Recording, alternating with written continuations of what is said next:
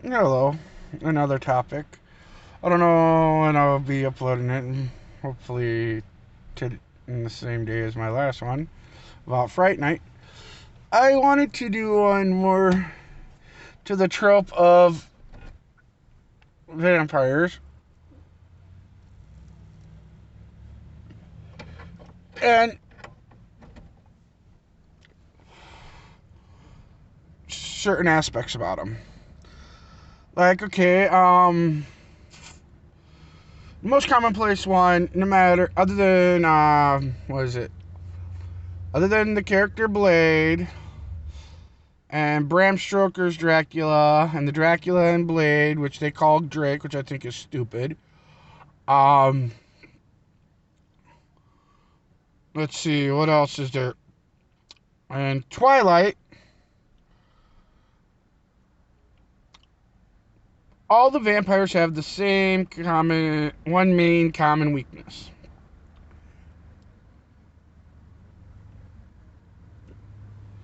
What is that, you ask?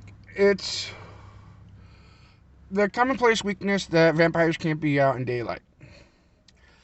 And it's biblical in a sense. Because I can't remember where it is, but in the Bible it says, "I make my my face to shine down upon thee." Right? Everyone refers to the sun. Right? Right. And the and when you stop think about it,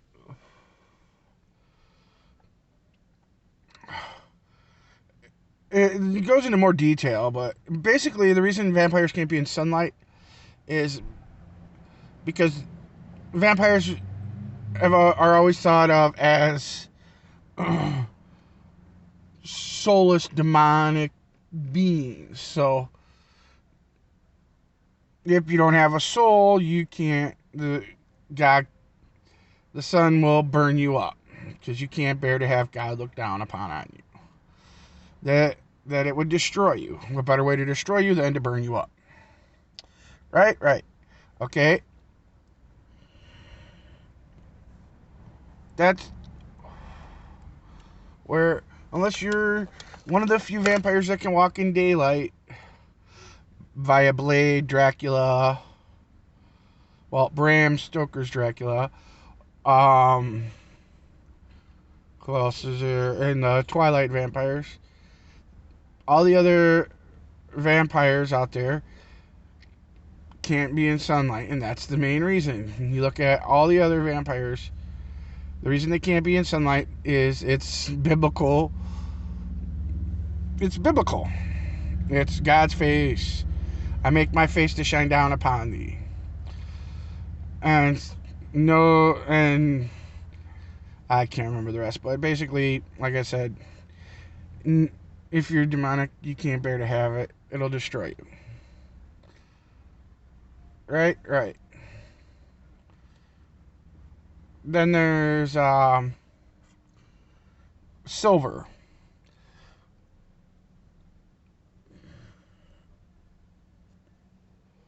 which has also a biblical place in it,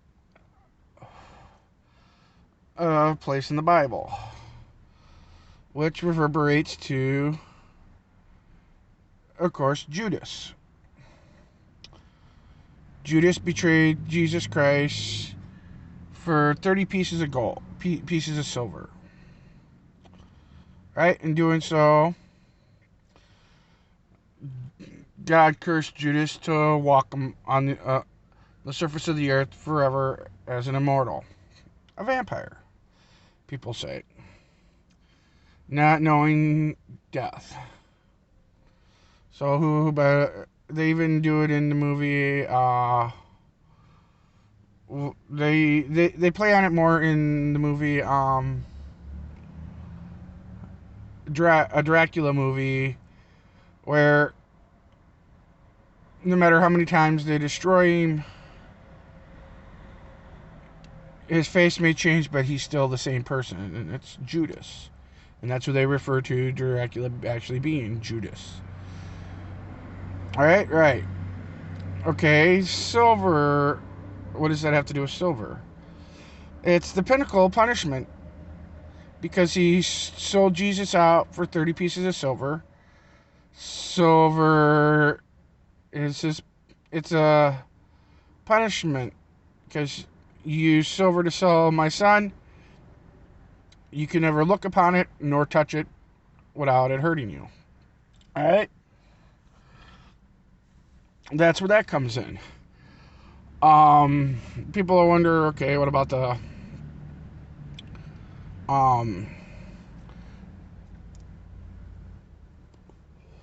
what is it? Stick to the heart. What does that have to do with anything? Stick to the heart, as Dracula in Hotel Transylvania says. Yeah, well, who wouldn't that kill? But you see, that's where it differs, because in other stories and renderings, even a stake to the heart doesn't kill the vampire. It just immobilizes him. You remove the stake from the heart will seal shut, the wound will seal shut, and the vampire will live again. Right? Right. So that's why they say you have to lop off the head to kill signals from the brain to the blood,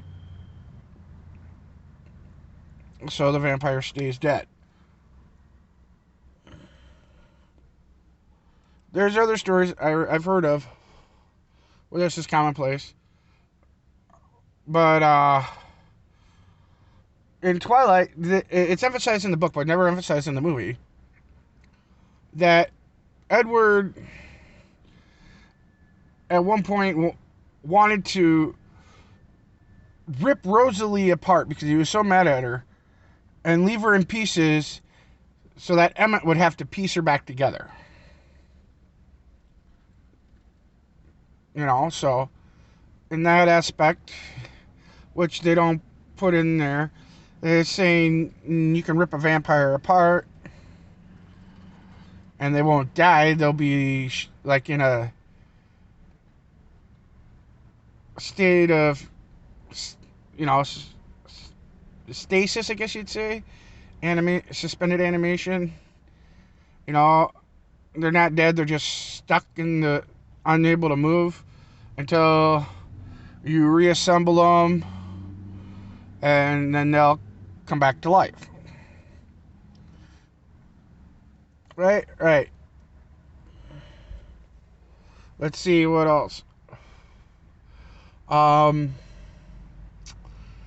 Dracula, the Blood of Dracula, I think it's called, where the guy gets some of Dracula's blood and he drinks it, and Dracula pretty much, his blood eats all the blood inside the man's body. He gets encased in like a chrysalis, and the man himself dies and is corrupted by Dracula, and Dracula comes back to life. That was portrayed with Christopher Lee's in Dracula. I can't remember. I think it is Blood of Dracula. Right?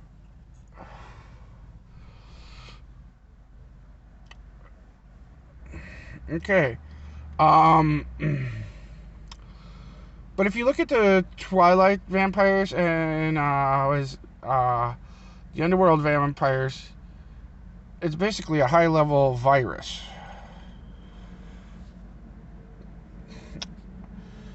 It's nothing demonic. It's a virus.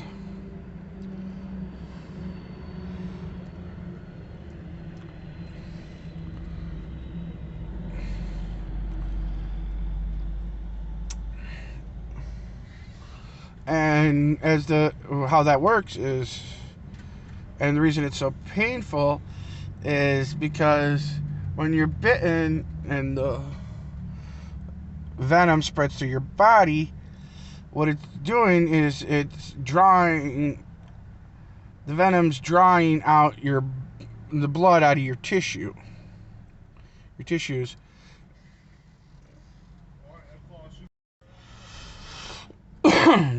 And the reason there's so much pain is the fact that it's pulling the blood out of your tissues while simultaneously crystallizing all the tissues.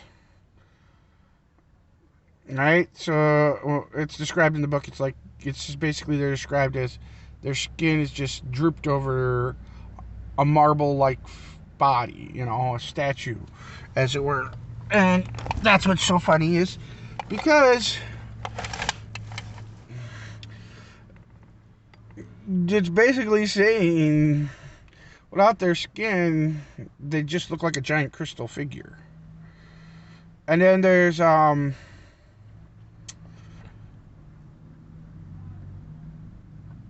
problem with the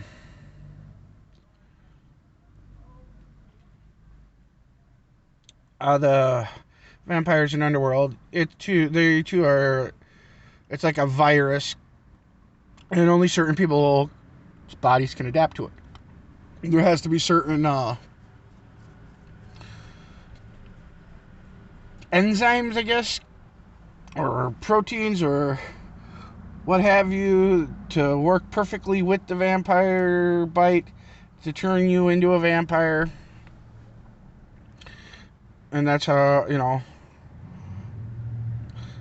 that's the aspect of it. But unlike Twilight vampires,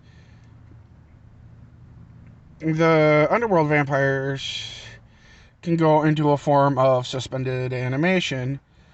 And Anne Rice's vampires actually do that. And that's basically, I think she referred to it as the sleep of death. And that's where you stop feeding, you go to sleep, and you basically dry out to the point you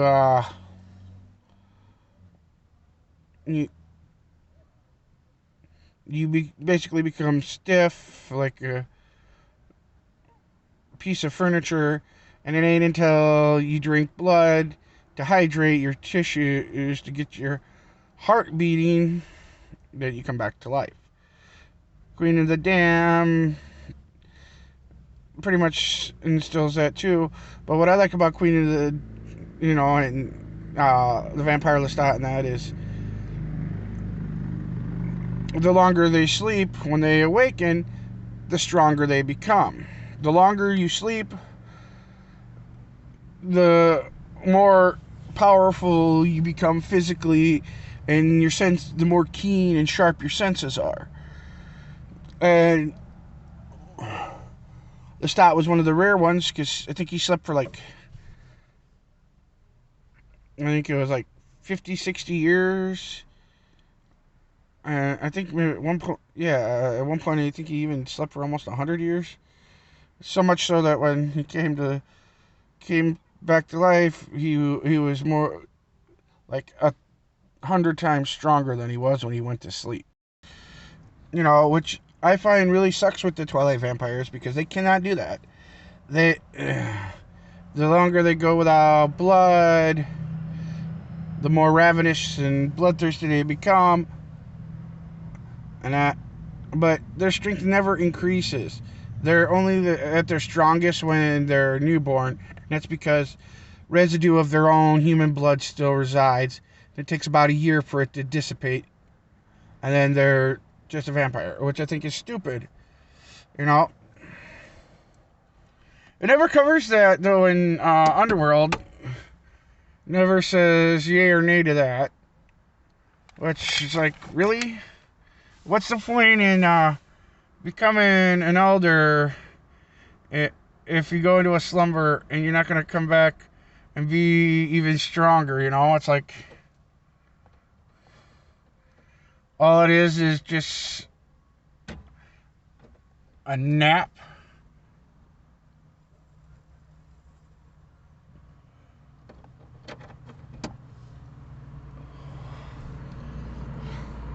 It doesn't increase your senses. There's no purpose to it other than speeding through 2, 3, 4, 5, 600 years. At least with Anne Rice's vampires, when you do that and you come to your senses are keener, your abilities are sharper, more enhanced, your strength is amplified. Right? But with Twilight, they can't do that. They can never sleep, you know. And I get it because you don't have any living tissue left in your body. It's all basically a crystal. You're basically a crystal, and you drink blood just to hydrate the crystal to keep from drying out. Right? Right. Which I think is very stupid, you know, because when you think of it that way, it takes away from the characters, you know. No need. We don't need to sleep because there's no need for physical exhaustion. We can go for weeks, days, months, years having sex without ever tiring and wearing out because there's no limit breaker to your body. Your body doesn't need a moment of rest, which is also kind of cool because then you're like really strong because it says Edward could pick up a car in that. But then when you stop thinking about it, that's it, you know. You're already strong enough to do all that, but at the same time, you're like, well, then what the hell good is it to be immortal other than you're frozen as you are?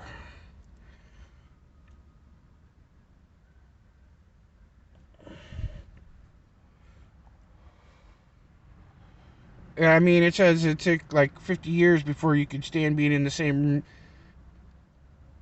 within like 100 yards of Emmett and Rosalie because they were constantly wanting to screw.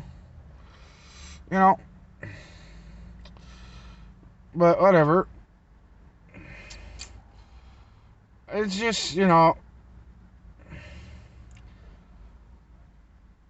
it kind of makes them a little dull when you think about it because they don't slumber, but they don't. But it's also a plus because they don't exhaust, so they can go for miles and miles and miles and never truly wear out. I mean, they don't need oxygen, so even though it's more human to take a freaking plane to get to another country, it's basically all they have to do is drop off the edge of a cliff in the ocean, you know, drop into the ocean, and just, even though their speed's cut down by the lagging of the water resistance, they can still make it to another country in a matter of, let's say, maybe hours, which is a major plus. You know, and then you stop, think about it, there's like a huge plot hole in Twilight, and that's,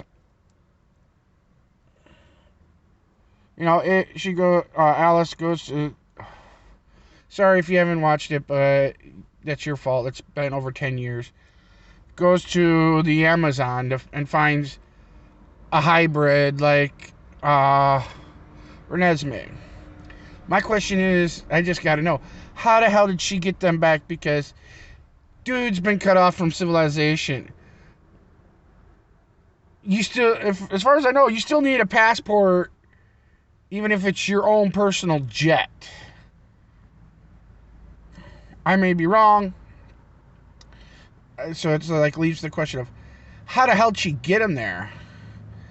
Did they run across the bottom of the ocean?